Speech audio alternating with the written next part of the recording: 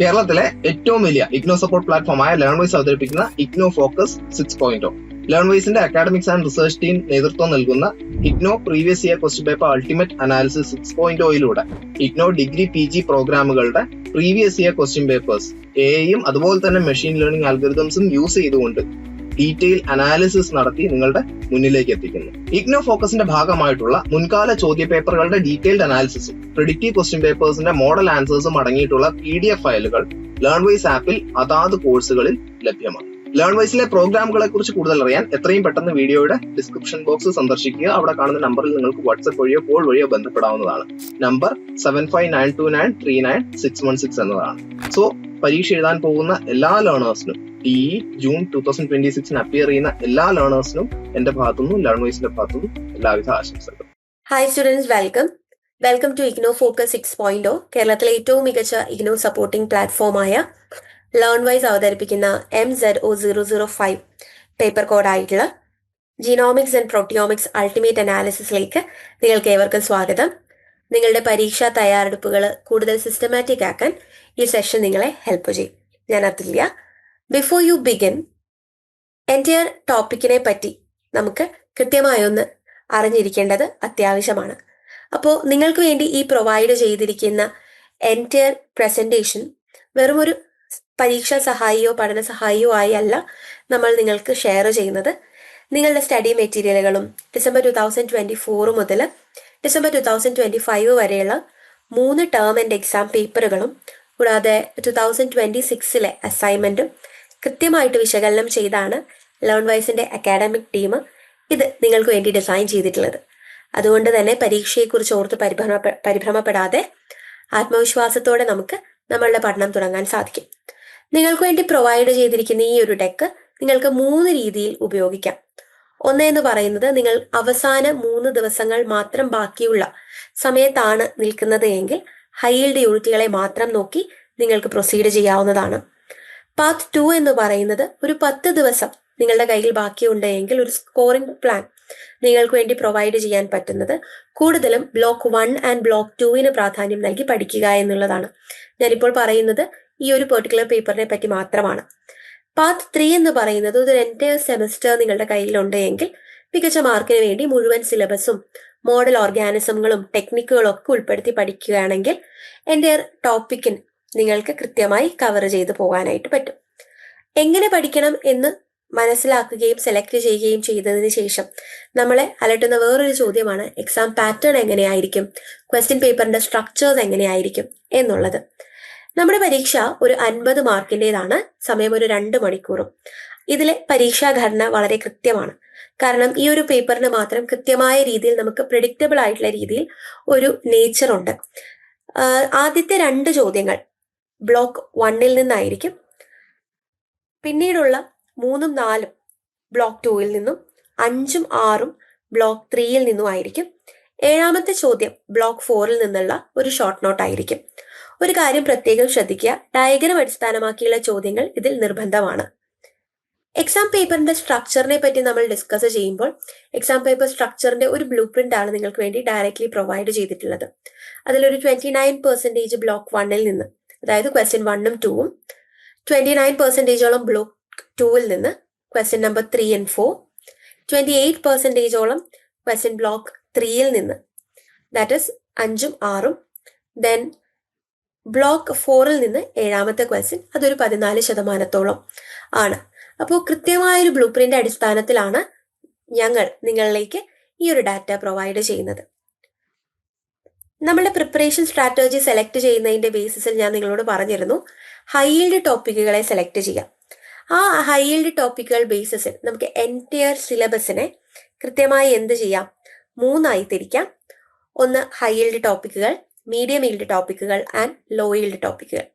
നിങ്ങളുടെ പ്രിപ്പറേഷൻ സമയത്ത് ഒരു 50% സമയം ഹൈ ഈൽഡ് ടോപ്പിക്കുകളിലേക്ക് അലക്കേറ്റ് ചെയ്ത് പഠിക്കുകയാണ്, 30% മീഡിയം ഈൽഡ് ടോപ്പിക്കുകൾ കവർ ചെയ്യുകയാണ്, ബാക്കിയുള്ള 20% ലോ ഈൽഡ് ടോപ്പിക്കുകൾ കവർ ചെയ്യുകയാണ് എങ്കിൽ കൃത്യമായ സ്ട്രാറ്റജിയോടെയാണ് നിങ്ങൾക്ക് മുമ്പോട്ട് പോകാൻ പറ്റുക. അത് ഒരു ഫ്രൂട്ട്ഫുൾ റിസൾട്ടിലേക്ക് ലീഡ് ചെയ്യുന്നതാണ്. അപ്പോൾ അങ്ങനെ ഒരു രീതിയിൽ നമ്മളുടെ പ്രിപ്പറേഷനെ ചാനൽ ചെയ്യണമെങ്കിൽ എൻ്റെ ആ സിലബസിൽ ഏതൊക്കെയാണ് ഈ കണ്ടീഷൻ്റെ അണ്ടറിൽ വരുന്ന ടോപ്പിക്കുകൾ എന്ന് നമുക്ക് നോക്കണം. First one, block 1 unit 1 introduction to genomics. ഇതുവരെയും ചോദിച്ചിട്ടില്ല ആ ഒരു ഏരിയയിൽ നിന്ന് questions. Next, genome diversity and DNA repeats. Unit 3 gene duplication, families and pseudogenes. Unit 4 functional genomics, transcriptomes, proteomes, omics ഒക്കെ കൃത്യമായ രീതിയിൽ 3 വീതം ടൈംസ് ചോദിച്ചിട്ടുള്ളതാണ്. അതുകൊണ്ട് തന്നെ അത് ഹൈ ഈൽഡ് കാറ്റഗറിയിൽ വരുന്ന യൂണിറ്റ് ആണ്. തുടർന്ന് 5ാമത്തെ യൂണിറ്റിലെ ഇൻട്രൊഡക്ഷൻ ടു പ്രോട്ടിയോമിക്സ് ക്വസ്റ്റ്യനുകൾ ഒരു പ്രാവശ്യം മാത്രമാണ് വന്നിട്ടുള്ളത്. അതുകൊണ്ട് തന്നെ അത് ലോ ഫ്രീക്വൻസി കാറ്റഗറിയിലേക്ക് അല്ലെങ്കിൽ ലോ ഈൽഡ് ടോപ്പിക്കുകളിലേക്ക് തള്ളപ്പെട്ടിരിക്കുന്നതാണ്.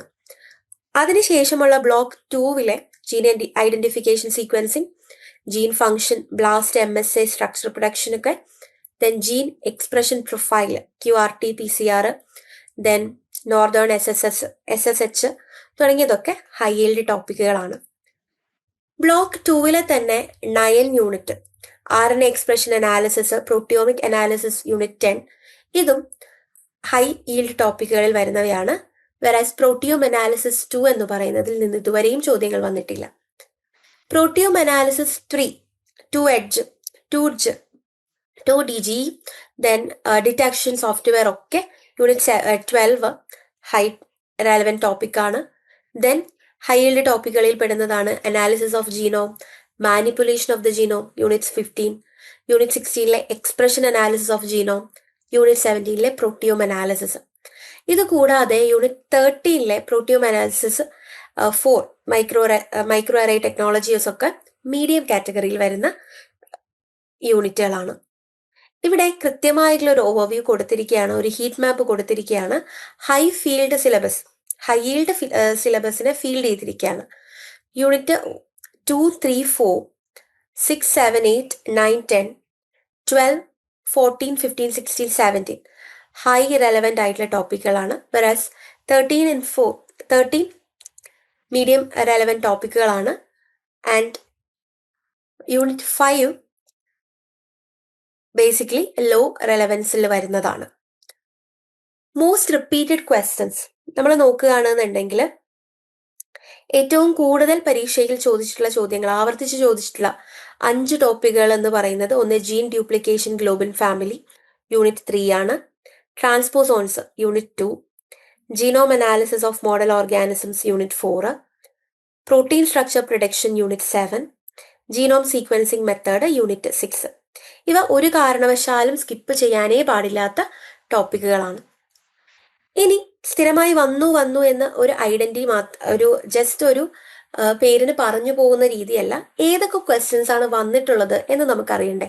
സോ ഗോൾഡൻ ക്വസ്റ്റ്യൻ ബാങ്കിൽ നമ്മൾ കൃത്യമായിട്ടും വന്നിട്ടുള്ള ചോദ്യങ്ങളെ പറ്റിയാണ് ഡിസ്കസ് ചെയ്യുന്നത്. അതും വരാൻ സാധ്യതയുള്ള ഹൈ പ്രോബബിലിറ്റി എന്ന രീതിയിൽ തന്നെ നിങ്ങൾ അതിനെ കൺസിഡർ ചെയ്ത് പഠിക്കേണ്ടതാണ്. First question, differentiate between short interspersed nuclear elements, SINEs എന്ന് പറയാം, and long interspersed nuclear elements എന്ന് പറയുന്നത്. SINEs and SINEs and LINEs എന്ന രീതിയിലാണ് നമ്മൾ പറഞ്ഞു പോവുക. ആൻഡ് ഇത് തമ്മിലുള്ള വ്യത്യാസം പറയാനാണ്. ദെൻ ജീൻ ഡ്യൂപ്ലിക്കേഷൻ മെക്കാനിസത്തിൽ കൃത്യമായിട്ട് നോക്കാനുണ്ട്. അപ്പോൾ നമുക്ക് ഫസ്റ്റ് ക്വസ്റ്റ്യനെ ഇവാലുവേറ്റ് ചെയ്യുമ്പം ഏത് രീതിയിൽ നിങ്ങൾ അതിന് ആൻസേഴ്സ് കൊടുത്തു പോകണം എന്ന് നമുക്ക് നോക്കാം.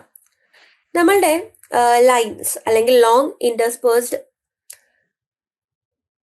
ന്യൂക്ലിയർ എലമെന്റ്സ് എന്ന് പറയുന്നതിൽ ഏറ്റവും കൂടുതൽ ഇത് രണ്ടും നമ്മളുടെ ജിനോമിൽ ആവർത്തിച്ച് വരുന്ന റിപ്പീറ്റഡ് യൂണിറ്റുകളാണ്, നിങ്ങൾക്ക് അറിയാമായിരിക്കുമല്ലോ. അപ്പോൾ ലോങ് ഇന്റർസ്പേഴ്സ്ഡ് ന്യൂക്ലിയർ എലമെന്റ്സ് എന്ന് പറയുന്നത് നീളം കൂടിയിട്ടുള്ള സീക്വൻസസാണ്. ഒരു 6000 ബേസ് പെയർസ് ഒക്കെ വരെ നിങ്ങൾക്ക് അതിന് നീളം ഉണ്ടാവും. എനിക്ക് സ്വന്തമായിട്ട് നീങ്ങാനോ അല്ലെങ്കിൽ മൂവ് ചെയ്യാനോ ആവശ്യമായിട്ടുള്ള എൻസൈംസ് ഒക്കെ നിർമ്മിക്കാനായിട്ടുള്ള എബിലിറ്റി ഉണ്ട്.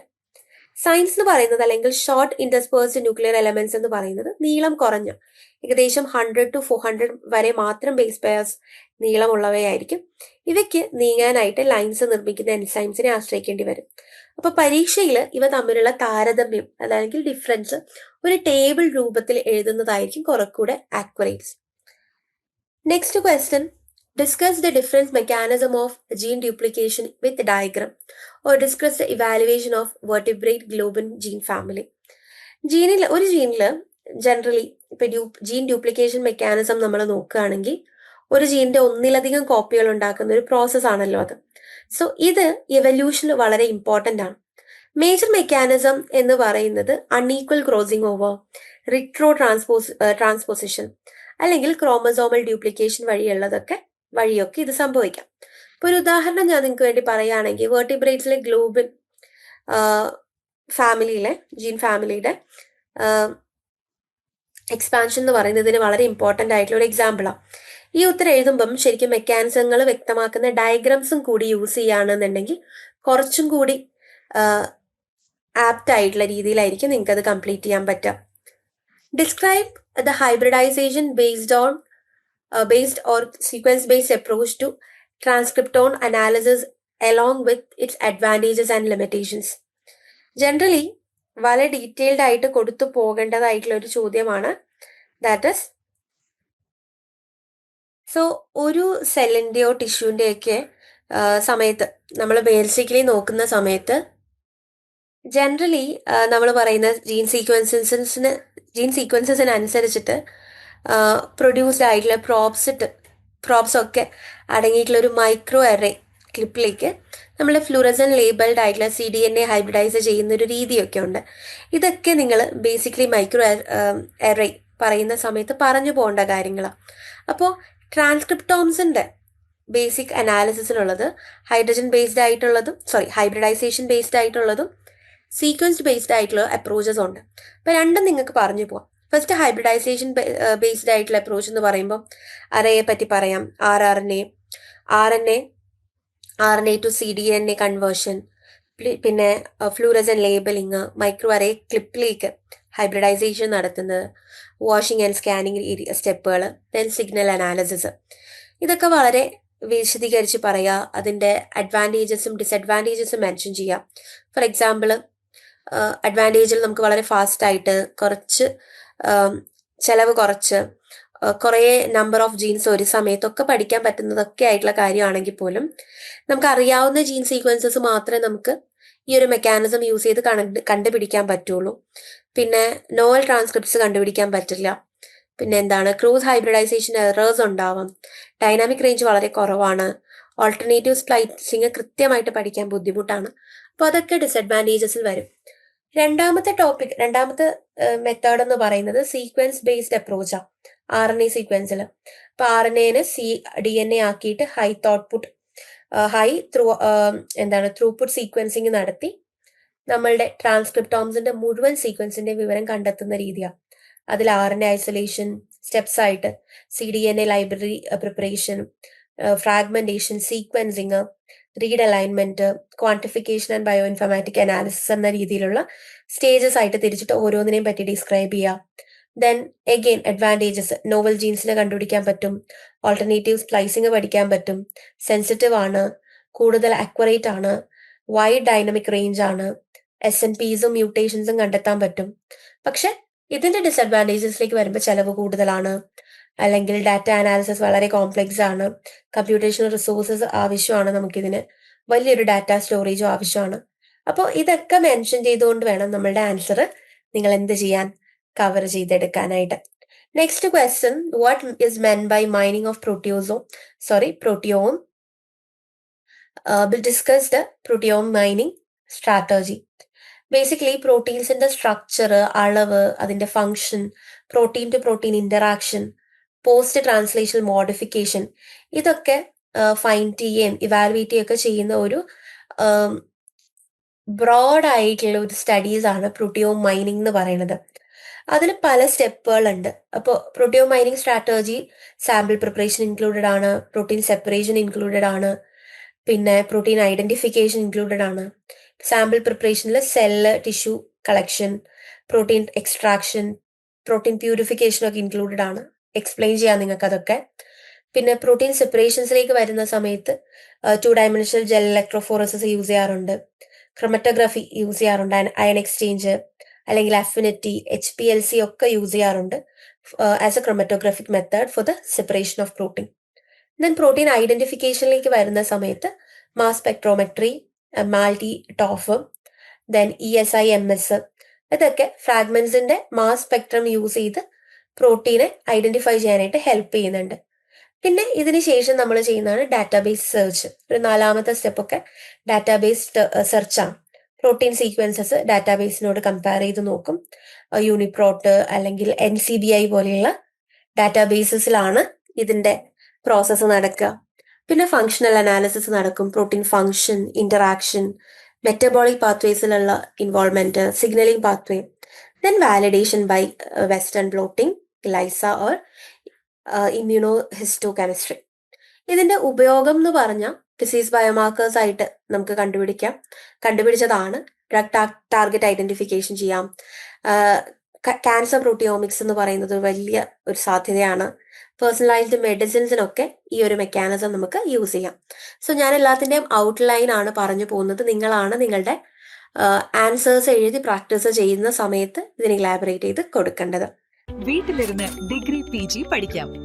ഇന്ത്യയിലെ ഏറ്റവും മികച്ച ഇഗ്നോ സപ്പോർട്ട് പ്ലാറ്റ്ഫോമായ ലേൺവൈസിന്റെ സഹായത്തോടെ രാജ്യത്തെ ഏറ്റവും മികച്ച ഡിസ്റ്റൻസ് എഡ്യൂക്കേഷൻ യൂണിവേഴ്സിറ്റിയായ ഇഗ്നോയിൽ നിന്നും ഡിഗ്രി അല്ലെങ്കിൽ PG നേടാം. കൂടുതൽ വിവരങ്ങൾക്കായി എത്രയും പെട്ടെന്ന് സ്ക്രീനിൽ കാണുന്ന നമ്പറിൽ വാട്സ്ആപ്പ് വഴിയോ കോൾ വഴിയോ ബന്ധപ്പെടുക.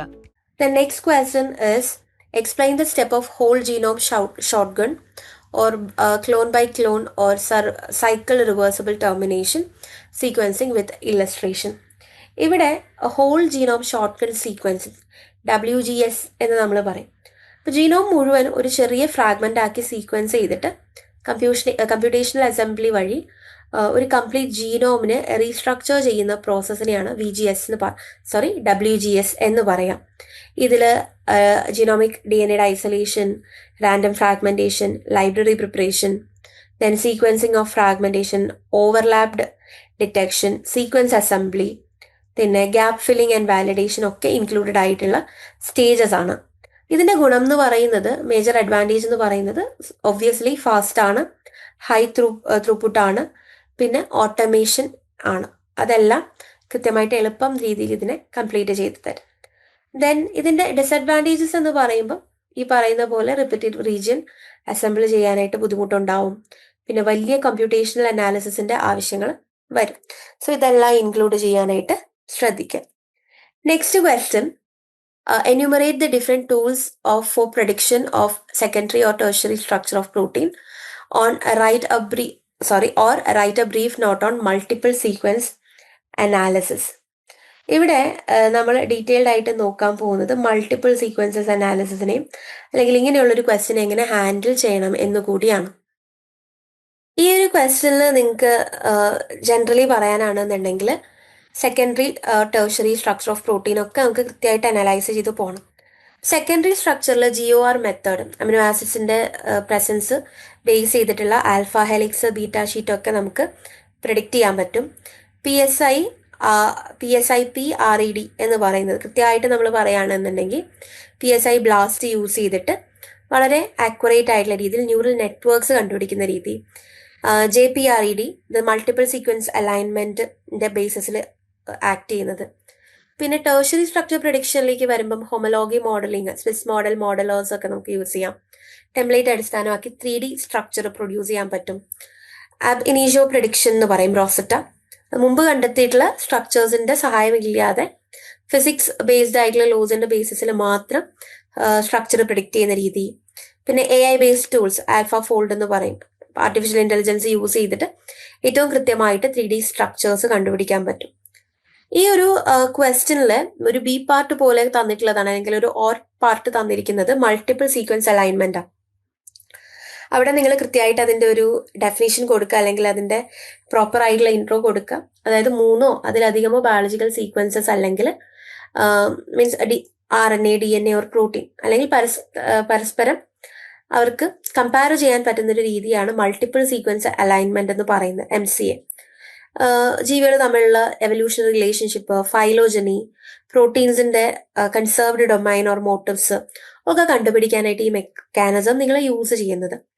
എക്സാമ്പിൾ ആയിട്ടുള്ള ടൂൾസ് എന്ന് പറയുന്നത് ക്രിസ്റ്റൽ ഒമേഗ, മസ്, ടീ കോഫി എന്ന് പറയുന്നതൊക്കെയാണ് മേജറായിട്ട് നമ്മൾ യൂസ് ചെയ്ത് വരുന്ന ടൂൾസും. ഇതെല്ലാം നിങ്ങൾ ഇത് ആൻസറിൽ ഇൻക്ലൂഡ് ചെയ്യേണ്ടതാണ്.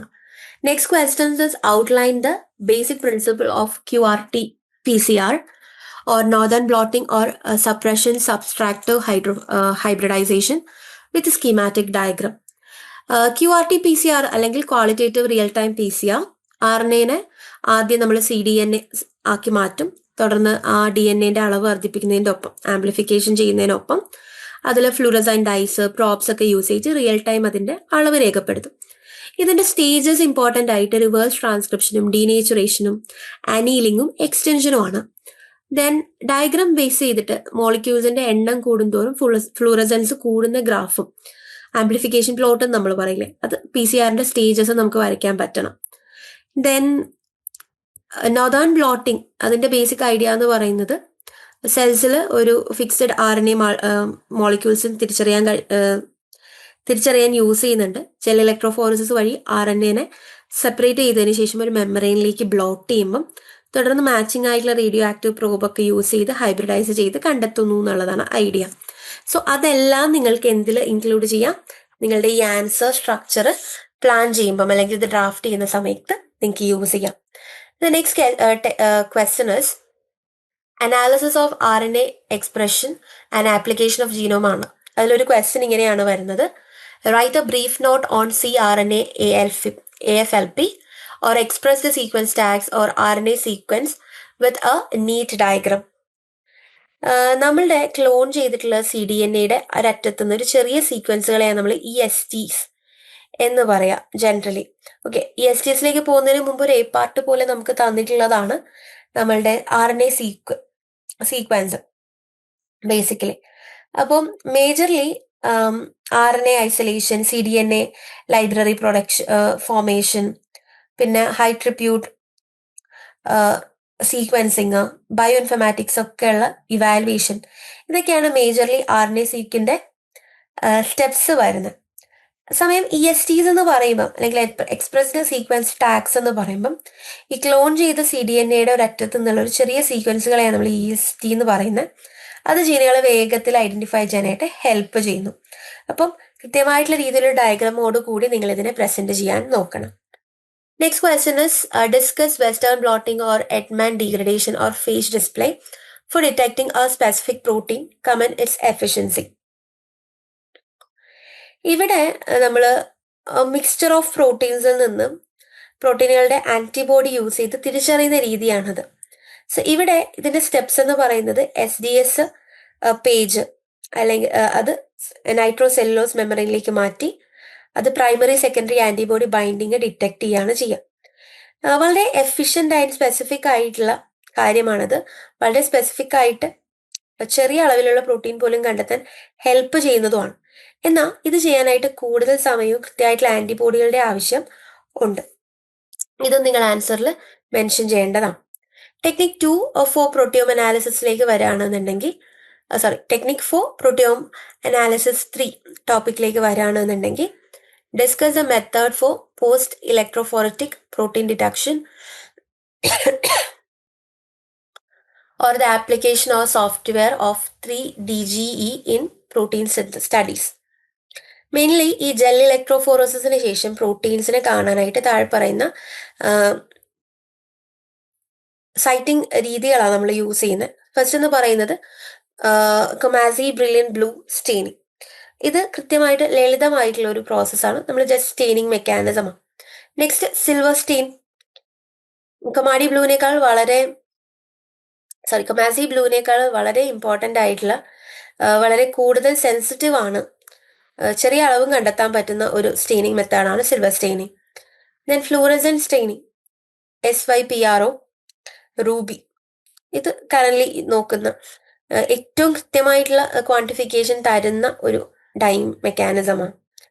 ദെൻ ഇതിൻ്റെയൊക്കെ ബേസിസിൽ നമ്മൾ ഒരു പോയിന്റ് വിട്ടുപോയത് 2DGE പ്രോട്ടീൻ സോഫ്റ്റ്വെയർസ് അല്ലേ. പ്രോട്ടീനുകളുടെ അവരുടെ ചാർജിൻ്റെ മോളിക്യൂലർ വെയ്റ്റിൻ്റെ ഒക്കെ അടിസ്ഥാനത്തിലാണ് ക്ലാസിഫൈ ചെയ്യുന്നത്. അപ്പം ഏതെങ്കിലും രോഗനിർണയത്തിനോ പ്രോട്ടിയോംസിലെ പഠനങ്ങൾക്കൊക്കെയാണ് നമ്മൾ യൂസ് ചെയ്യുക. സോഫ്റ്റ്വെയർസ് ആയിട്ട് നമുക്ക് എടുത്തു പറയാൻ പറ്റും 2D സെല്ലുകളുടെ പ്രോട്ടീൻ സ്പോട്ടുകൾ കമ്പയർ ചെയ്യാനായിട്ട് മെലനി, പി ഡി ക്വസ്റ്റ്, പിന്നെ ഇമേജ് മാസ്റ്റർ എന്ന് പറയുന്ന സോഫ്റ്റ്വെയർസ് ഒക്കെ യൂസ് ചെയ്തും വരാറുണ്ട്.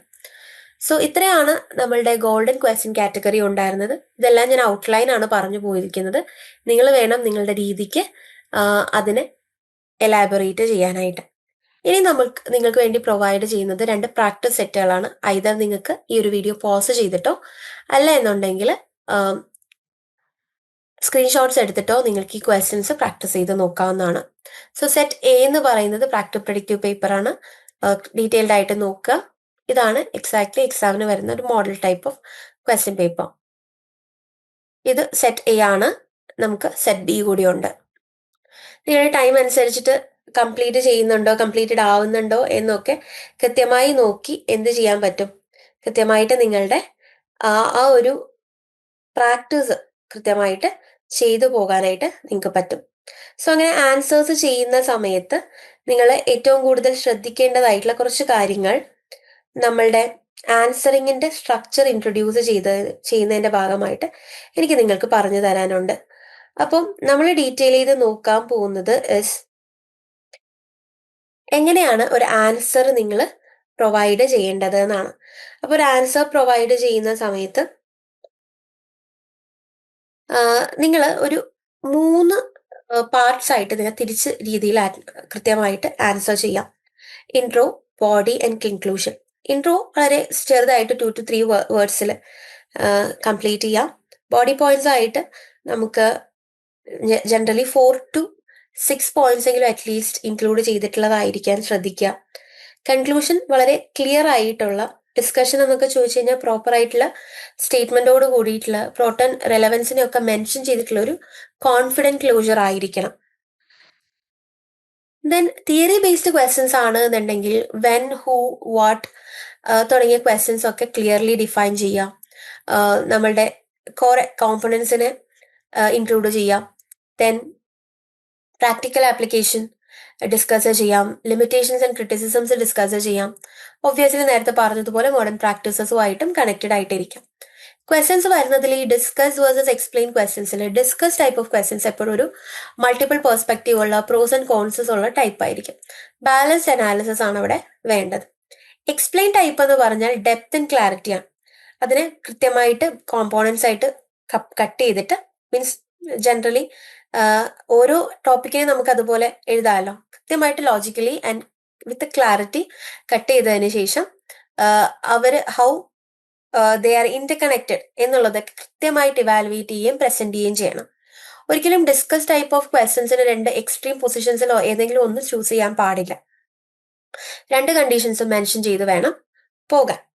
പരീക്ഷാ ഹാളിലെ സമയം എങ്ങനെ മാനേജ് ചെയ്യാം എന്നുള്ളതാണ് അടുത്തൊരു ചോദ്യം. ആദ്യം 5 മിനിറ്റിൽ വരുന്ന ചോദ്യങ്ങൾ എല്ലാം വായിച്ചു നോക്കാം. ഓരോ ചോദ്യത്തിനും പിന്നീട് 30 മിനിറ്റ് വീതം കൊടുക്കാം. അവസാനം 15 മിനിറ്റ് റിവിഷനായിട്ട് യൂസ് ചെയ്യാം. റിവിഷനായിട്ട് യൂസ് ചെയ്യുന്ന ക്വാണ്ടിറ്റിയേക്കാൾ ഡിവിഷനായിട്ട് നമ്മൾ ഇത് കൃത്യമായിട്ട് കൊടുത്ത് കഴിയുമ്പോൾ നിങ്ങളുടെ മനസ്സിൽ വേണ്ടത് നമ്മളുടെ ക്വാണ്ടിറ്റി എന്ന് പറയുന്ന ഒരു ബേസിസിലല്ലാതെ ക്വാളിറ്റിക്ക് കുറച്ചുകൂടി ഇമ്പോർട്ടൻസ് കൊടുത്ത് നിങ്ങൾ എന്ത് ചെയ്യാം, ആൻസേഴ്സിനെ ഇവാലുവേറ്റ് ചെയ്യുകയും പ്രസന്റ് ചെയ്യുകയും ചെയ്യാം. അപ്പോൾ ഒരു 800 വേർഡ്സിൽ ബീറ്റിംഗ് അറൌണ്ട് ദ ബുഷ് എന്ന രീതിയിൽ ആൻസർ ചെയ്യുന്നതിനേക്കാളും 400 വേർഡ്സിൽ ക്ലിയർ ടു ദ പോയിന്റ് ആയിട്ട് ആൻസേഴ്സ് പോവുകയാണെന്നുണ്ടെങ്കിൽ സ്കോർ ചെയ്യാനായിട്ട് എളുപ്പം ആയിരിക്കും. സോ ഈ വീഡിയോയിൽ പറഞ്ഞിട്ടുള്ള എല്ലാ ചോദ്യങ്ങളുടെയും കൃത്യമായിട്ടുള്ള മോഡൽ ആൻസേഴ്സും പേഴ്സണലൈസ്ഡ് ആയിട്ടുള്ള മെന്റർഷിപ്പും ഒക്കെ ലേൺവൈസിന്റെ ആപ്പിൽ നിങ്ങൾക്ക് അവൈലബിൾ ആണ്. സ്ക്രീനിൽ കാണുന്ന ഈ ഒരു നമ്പറിലേക്ക് വാട്സാപ്പ് ചെയ്യോ കോൾ ചെയ്യോ ചെയ്ത് നിങ്ങൾക്ക് ലേൺവൈസിന്റെ അഡ്വാൻസ്ഡ് എക്കോസിസ്റ്റത്തിലേക്ക് ജോയിൻ ചെയ്യാവുന്നതാണ്. എല്ലാ വിദ്യാർത്ഥികൾക്കും മികച്ചൊരു വിജയം ആശംസിക്കുന്നു. കോൺഫിഡന്റ് ആയിട്ട് പരീക്ഷ എഴുതാൻ സാധിക്കട്ടെ. Thank you. വീട്ടിലിരുന്ന് ഡിഗ്രി PG പഠിക്കാം. ഇന്ത്യയിലെ ഏറ്റവും മികച്ച ഇഗ്നോ സപ്പോർട്ട് പ്ലാറ്റ്ഫോമായ ലെൻവോയ്സിന്റെ സഹായത്തോടെ രാജ്യത്തെ ഏറ്റവും മികച്ച ഡിസ്റ്റൻസ് എഡ്യൂക്കേഷൻ യൂണിവേഴ്സിറ്റിയായ ഇഗ്നോയിൽ നിന്നും ഡിഗ്രി അല്ലെങ്കിൽ PG നേടാം. കൂടുതൽ വിവരങ്ങൾക്കായി എത്രയും പെട്ടെന്ന് സ്ക്രീനിൽ കാണുന്ന നമ്പറിൽ വാട്സ്ആപ്പ് വഴിയോ കോൾ വഴിയോ ബന്ധപ്പെടുക.